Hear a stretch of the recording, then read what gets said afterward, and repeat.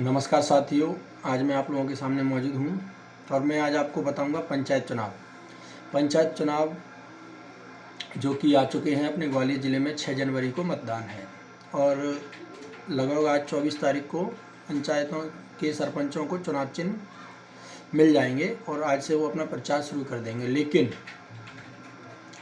सरपंच आपके पास वोट मांगने के लिए आएंगे और बड़े बड़े वादे करेंगे, लेकिन आपको उनकी बातों में भ्रमित नहीं होना है, क्योंकि हर वर्ष गांव का क्रियाकलाप करने के लिए केंद्र और राज्य सरकारें हर वर्ष एक एक पंचायत को करीब लाखों करोड़ों रुपए देती हैं। इन पैसों से वहाँ शौचालय, नाली, खड़ंजा, पानी, साफ सफाई, पक्के निर्माण होने चाहिए। गांव में सिंचाई की सुविधा हो, ये भी गांव के प्रधान का काम होता है। आपके घरों के बाहर सड़कों पर पानी ना बहे, ये पंचायत का काम है। लेकिन ज़्यादातर अपन लोग इन बातों को जानते ही नहीं हैं, क्योंकि सरपंच और सचिव ना तो हमें बताते हैं और ना ही लोगों को पता चल पाता है। जैसे कि गांव में चारागाह की व्यवस्था करने की काम ग्राम पंचायत का होता है, लेकिन ये लोग हमारी कुछ सुनते ही नहीं हैं। ग्राम पंचायतों की स्वच्छता, प्रकाश लाइट जो लगती हैं, कुओं की साफ सफाई, मरम्मत, सार्वजनिक भूमि, मेला ग्राउंड, चारागाहों की व्यवस्था आदि सारी चीज़ें पंचायतों का काम होता है, गांव के प्रधानों का काम होता है, लेकिन ये लोग करते नहीं हैं। आज हम इस वीडियो में आपको बताने जा रहे हैं कि सरपंचों से पहले स्टाम्प पे लिखवा के लें। इन चीज़ों को हम आज आपको 10 पॉइंट बताएंगे। उन 10 पॉइंटों को आप अगर वो एग्री होता है तो ही उसको वोट दें। जैसे कि और उनसे पूछें, जो हम 10 लाइन बताने जा रहे हैं उनको आप उनसे सरपंच से पूछें कि आपने आज तक ये करवाया है या नहीं। अगर आगे आप करवाते हैं तो हम आपको वोट देंगे। तो हम उनको बताने जा रहे हैं, लेकिन उससे पहले आप हमारी वीडियो को लाइक कर दें और चैनल को सब्सक्राइब कर दें। ठीक है, तो आगे हम बढ़ते हैं उन 10 बातों के बारे में। नंबर 1 पे है, ग्राम पंचायतों की जिम्मेदारी मुख्य रूप से होती है गांव के रोडों को पक्का करवाएं और गांव की कच्ची पक्की सड़कों का निर्माण करवाना।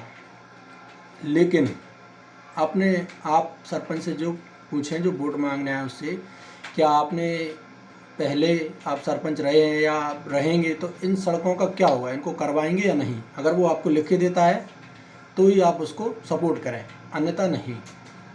नंबर 2 पे आता है, गांव में पशुओं को पीने के लिए पानी की व्यवस्था करना। इसकी जिम्मेदारी ग्राम पंचायत की होती है, ग्राम प्रधान की होती है, लेकिन वो लोग करवाते नहीं हैं। इस चीज़ को आपको लिखवा के लेना है उससे लिखित में। नंबर 3 पे आता है, पशुपालन के व्यवसाय को बढ़ावा देना, दूध बिक्री केंद्र, डेयरी की व्यवस्था करना। आसपास पशुओं, क्योंकि गाँव में आसपास पशुपालन से कमाई का जरिया होता है, जिससे दूध बेचकर गांव वाले लोग अपने घर की आर्थिक व्यवस्था को सुधार सकते हैं। लेकिन इसकी देखरेख करने की जिम्मेदारी पंचायत प्रधान की होती है, लेकिन वो लोग नहीं करते हैं, जिससे हमारा फ़ायदा नहीं होता है, लेकिन अपनी जेबों को भरने वो सरपंच लगे रहते हैं। तो इस चीज़ को आपको लिखवाना है उनसे। नंबर 4 पे आता है, सिंचाई के साधन। सिंचाई की बात करें हम तो फसलों की सिंचाई के लिए कितनी सरकारी बोर आपके सरपंच ने करवाई। जो अब की बार वैसे तो 5 साल का कार्यकाल रहता है, लेकिन इस बार 7 साल का कार्यकाल उन सरपंचों ने किया है और 7 सालों में क्या उनने एक ट्यूबवेल की व्यवस्था करवाई है सरकारी, जो पानी देने के लिए ज़मीनों में अपनी, ये देखने का काम होता है सरपंच का, लेकिन उसने नहीं करवाई। इस चीज़ को आप लिखित में लें कि आप करवाएंगे तो ही हम आपको वोट करेंगे, नहीं तो नहीं करेंगे। फिर आते हैं हम 5 नंबर पे, गांव में स्वच्छता बनाए रखने के लिए आज तक कितने लोगों ने सुरक्षा बनाई, स्वच्छता, क्योंकि स्वच्छता नहीं होगी तो हमारी सुरक्षा कैसे होगी बीमारियों से।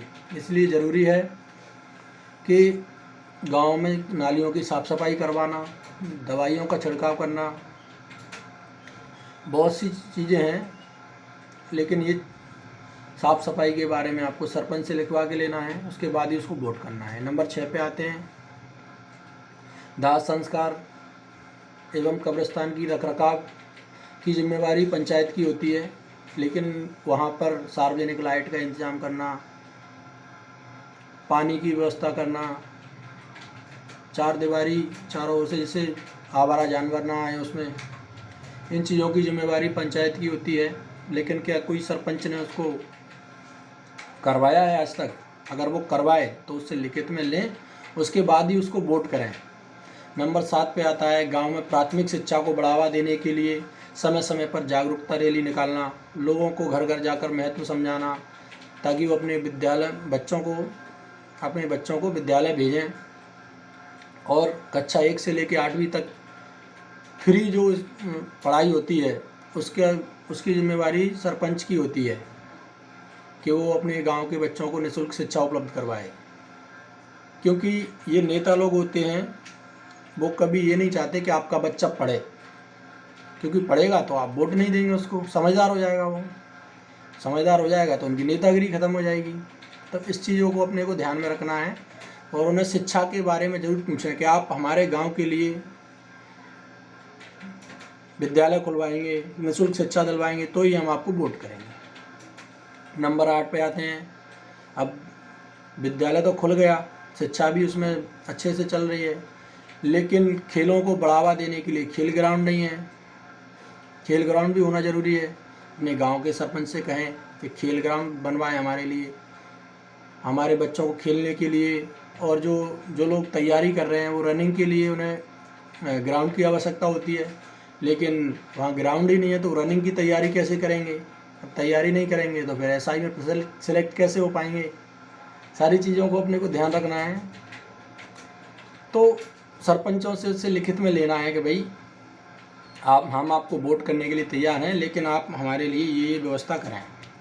नंबर 9 पे आता है गांव की सड़कों और सार्वजनिक स्थानों पर पेड़ लगाना, जिससे गांव हमारा हरा भरा रहे और खेलकूद की भावना की व्यवस्था करना। इस चीज़ पे भी आपको ध्यान देना है। और जो आपके कैंडिडेट हैं, भावी सरपंच हैं, जो उम्मीदवार हैं, उनसे ये लिखित में लेना है।